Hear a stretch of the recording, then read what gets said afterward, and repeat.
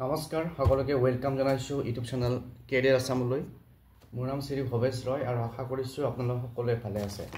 আজিৰ ভিডিঅ'টিত আমি আলোচনা কৰিম আসাম ডাইৰেক্ট ৰিক্ৰুটমেণ্ট এক্সামিনেশ্যন সম্পৰ্কত।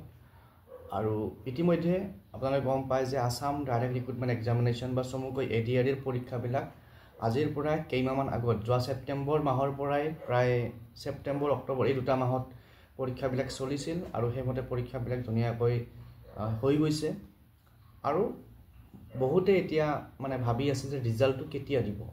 গতিকে ৰিজাল্ট সম্পৰ্কত আজিৰ পৰা কিছুদিন আগত আমি শুনিছিলোঁ যে অহা 7 মাৰ্চৰ ভিতৰত ৰিজাল্ট দিব, যেহেতু আমাৰ মাননীয় মুখ্যমন্ত্ৰী মহোদয়ে ফেচবুক লাইভ যোগে কৈছিল।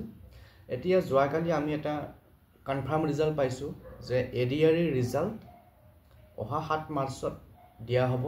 আৰু যেটো আমাৰ মাননীয় মুখ্যমন্ত্ৰী মহোদয়ে যোৱাকালি এটা ফেচবুক লাইভ যোগে কৈছিল।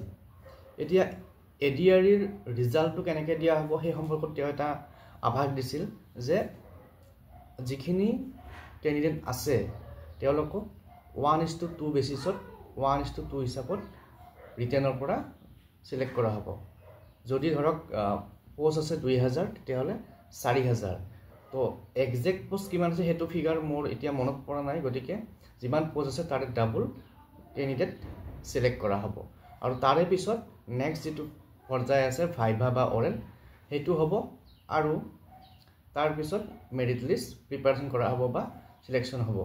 তাৰ লগতে আৰু এটা কথা কৈছে যে যদিও আমি 1:2 হিচাপত ধৰি লৈছোঁ, অকণমান কেণ্ডিডেটৰ সংখ্যা বাঢ়িব পাৰে। কাৰণ কিয় কিছুমান কেণ্ডিডেটে সমান নম্বৰ পাব। ধৰক 1000ৰ ভিতৰত তাৰে যদি 5-6জন কেণ্ডিডেটে সমান নম্বৰ পায়, তো সেই হিচাপত সমান নম্বৰ পোৱা কেণ্ডিডেট কেইজনে পাছ কৰি যাব। গতিকে যেটো আমি 1:2 হিচাপত ধৰিম তাতকৈ অকণমান কেণ্ডিডেট বাঢ়ি যাব। এতিয়া যিয়েই নহওক, যিহেতু সকলোৰে মনত এটা চিন্তা আছিল ৰিজাল্ট কেতিয়া দিব, গতিকে ৰিজাল্টৰ ঘোষণাৰ ডেটটো আহি গ'ল।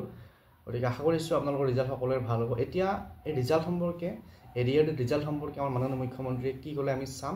তাৰ আগতে সকলোকে এবাৰ ৰিকুৱেষ্ট কৰিম, যদি চেনেলটো আপোনালোকে ফাৰ্ষ্ট টাইম চাইছে কাইণ্ডলি ছাবস্ক্ৰাইব কৰি দিব আৰু বেল আইকনটো প্ৰেছ কৰি দিব। তাৰ লগতে ভিডিঅ'টো শ্বেয়াৰ কৰি দিব আপোনালোকৰ বন্ধুবৰ্গৰ মাজত, যাতে তেওঁলোকেও এইখিনি কথা গম পায়।